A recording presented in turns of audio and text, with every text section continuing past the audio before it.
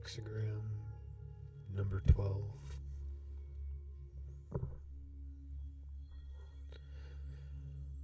Stand still. Stagnation. No progress.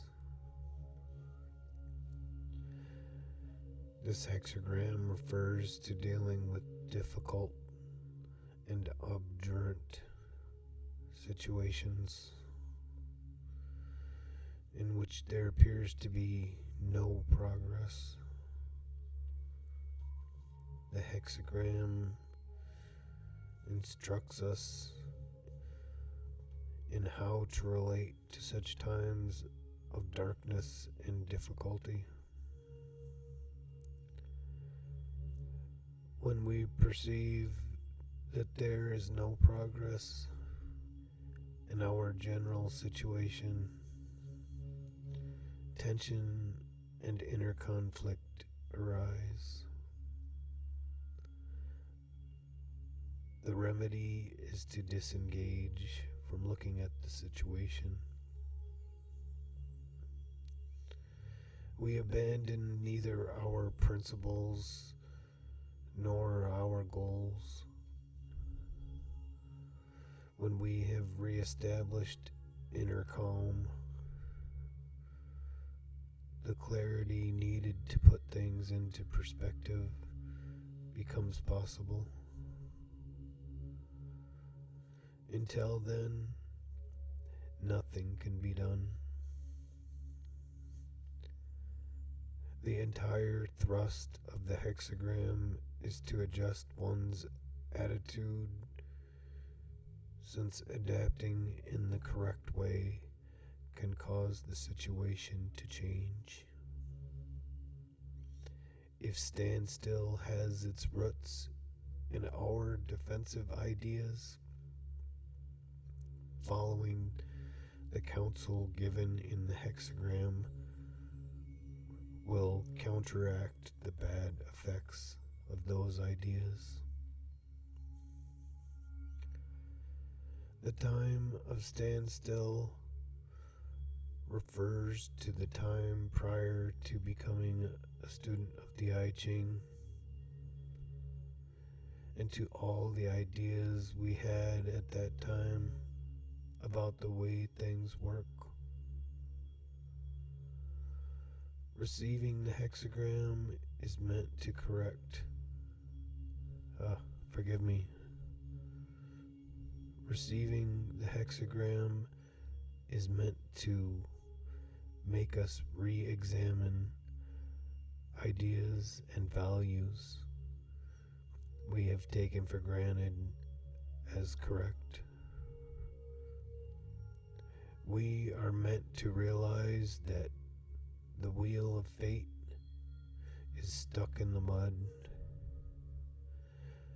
and that progress is stalled because we still cling to ideas the I Ching regards as decadent. Receiving this hexagram also refers to times when we are stopped at a crossroads, wandering which direction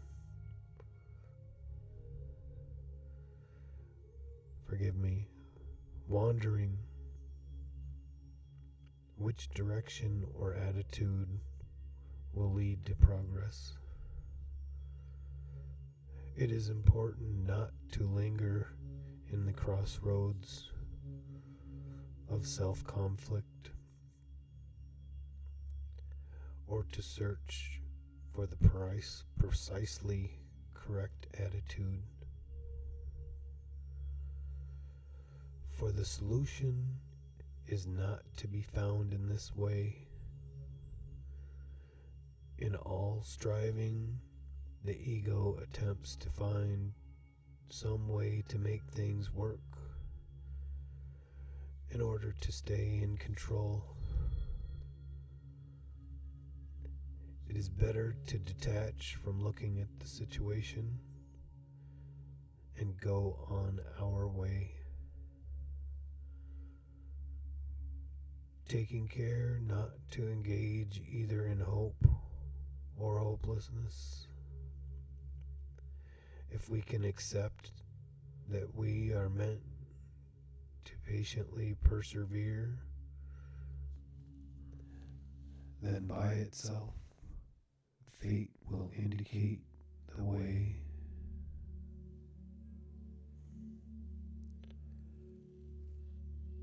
Changing line number 1.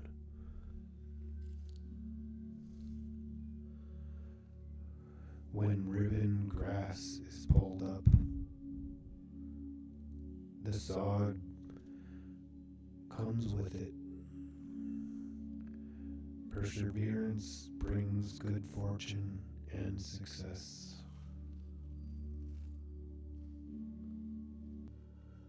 The root of the problem is pulled up.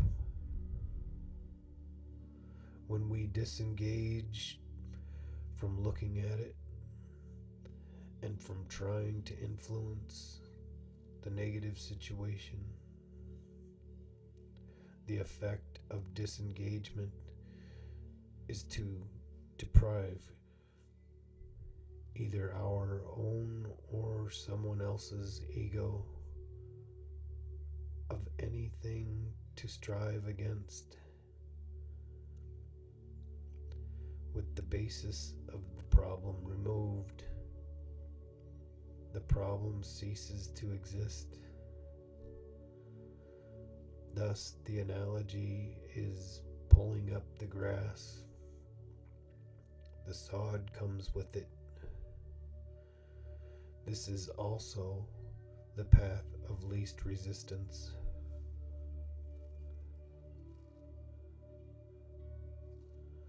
The ego drives its energy. The ego derives its energy from perceiving itself as being seen or heard, feared or loved, hated or envied, or whatever is required to give it a sense of power and importance.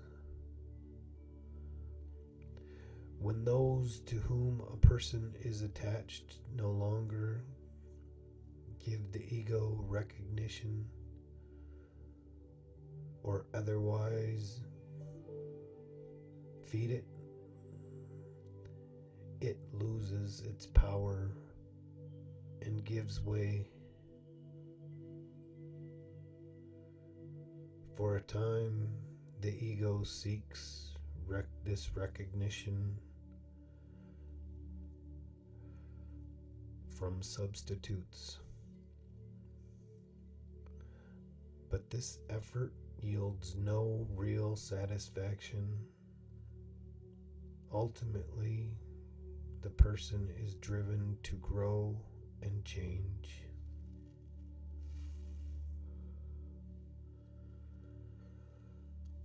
Changing line number 2.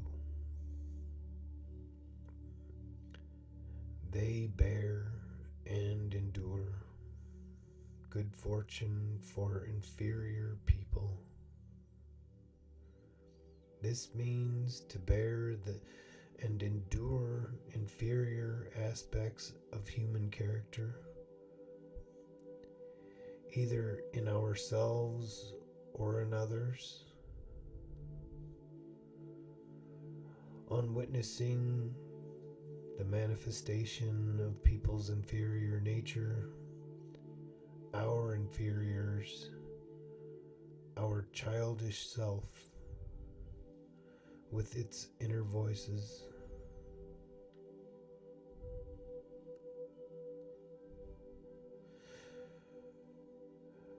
our inferiors become discouraged by the course of events and complain. They cease to trust the power of inner truth and disengagement. They review old wounds and areas of inner burnout to support their view that non-action does not work, even though they have never practiced creative non-action before. Through their self-flattery, they call us to pursue self-interest and insist that we do something, such as correct our ambivalent attitude about the situation we have decided is bad. Our inferiors argue that problems are insuperable and demand respite from them, if by no other means than to cast them off as hopeless. However, the superior man does not allow himself to be influenced.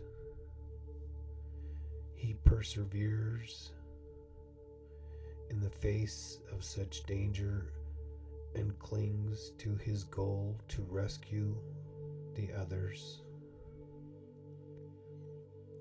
Seeing this firmness and courage, the inferiors once more take heart and begin to cling to what is correct. The change ends self-conflict and striving. Under the leadership of our superior man,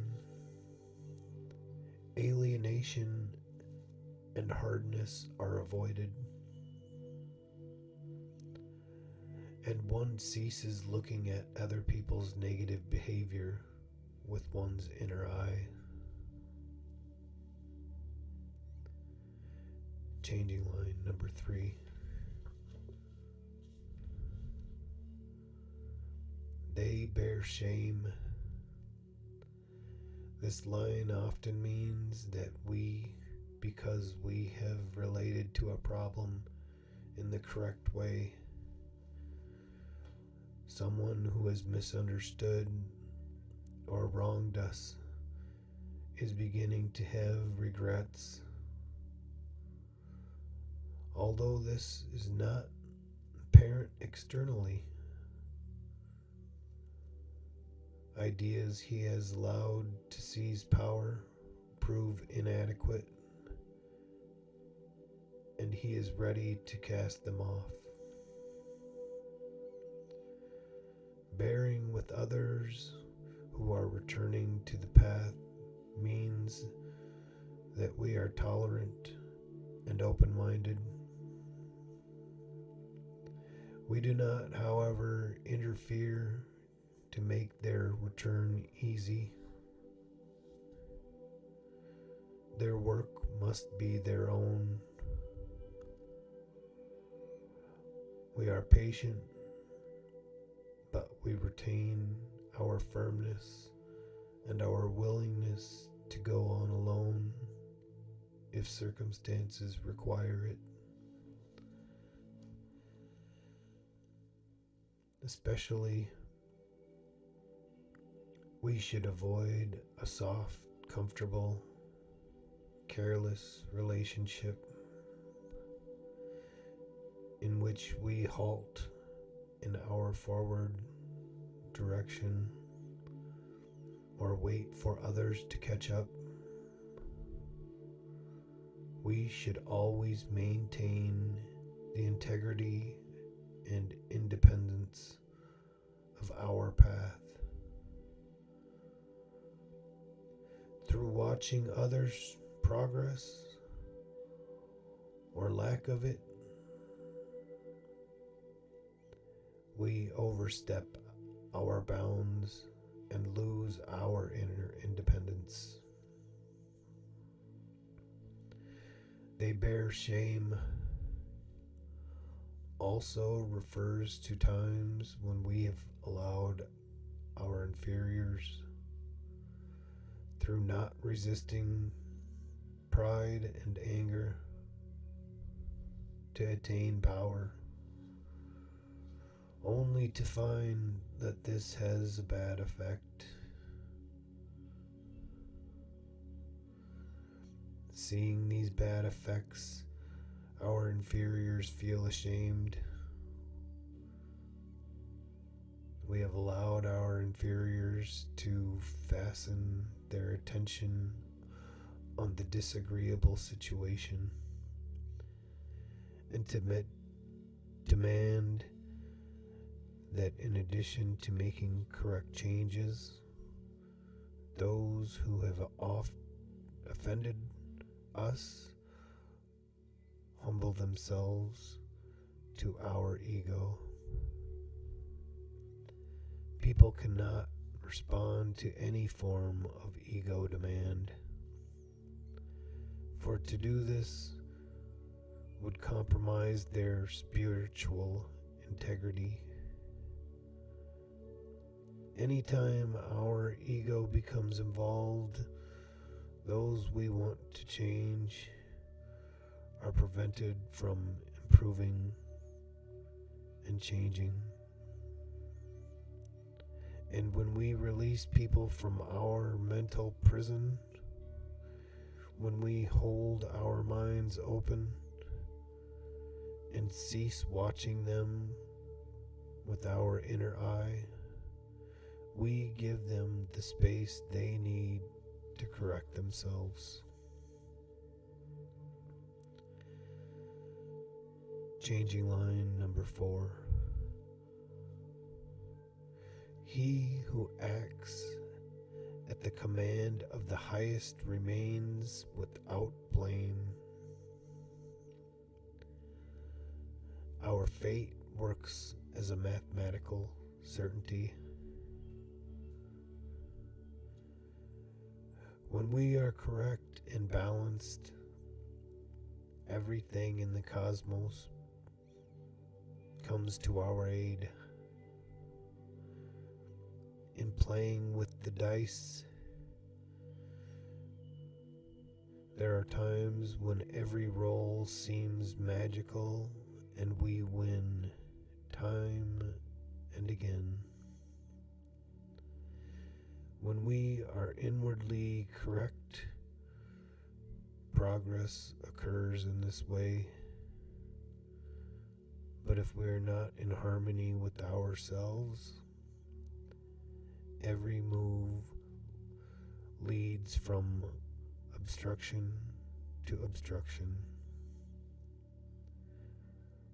Only inner growth leads to progress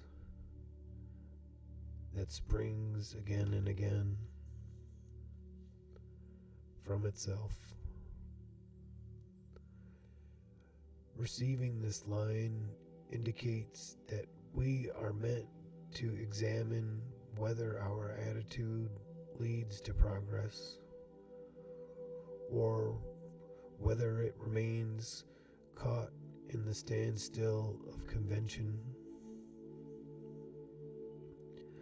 A correctly balanced attitude is firm and independent,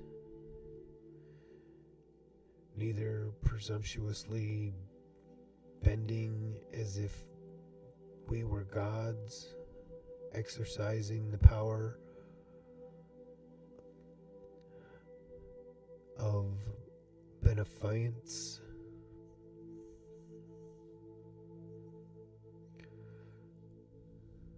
nor too hard.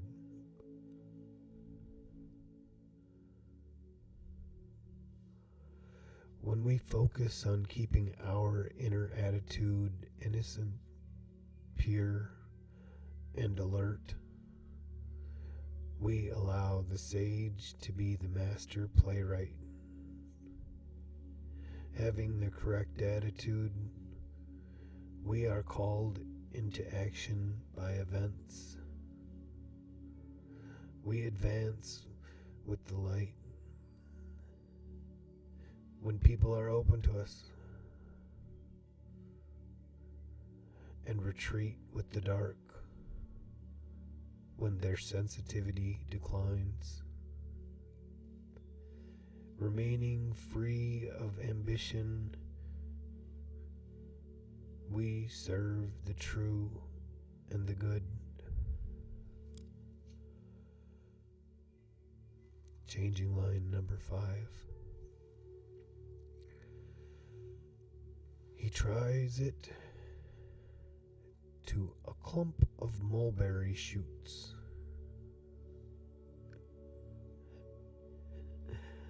Forgive me.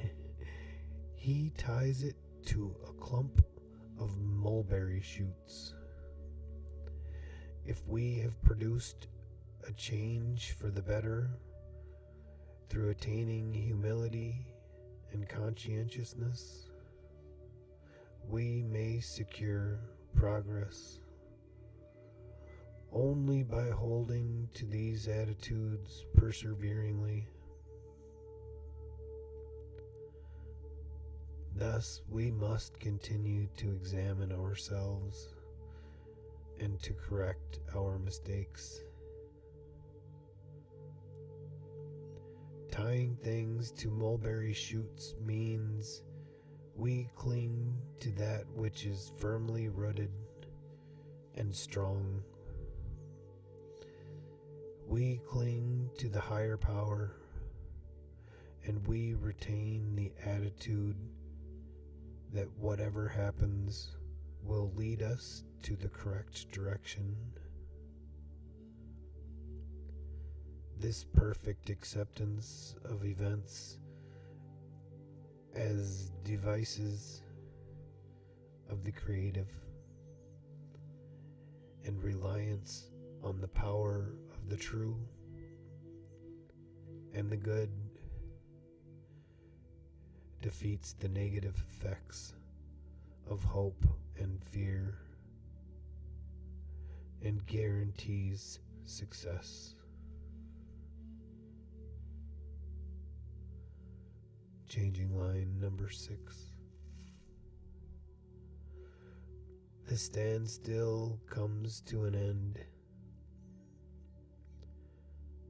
First standstill, then good fortune. Through the creative effort indicated in the previous 5 lines of this hexagram, we have the ability to change fate and bring about better conditions in the world. The creative effort required is that of consistency. The creative effort required is that of consistently keeping our inner attitude correct. The thoughts that spring from a pure heart and mind, like Cupid's golden arrows, automatically hit their mark in the hearts of others, influencing them for the good without their being aware of it. Thus, the simple sorrow and embarrassment that is generated on seeing others' misdeeds is transmitted with the great power of inner truth,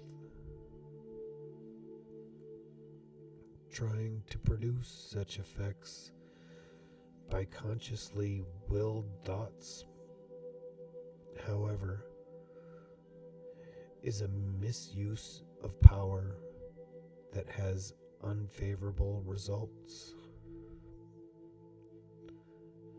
Only an innocent mind and a pure heart are capable of responding to evil in a wholly beneficial way. This ends hexagram 12.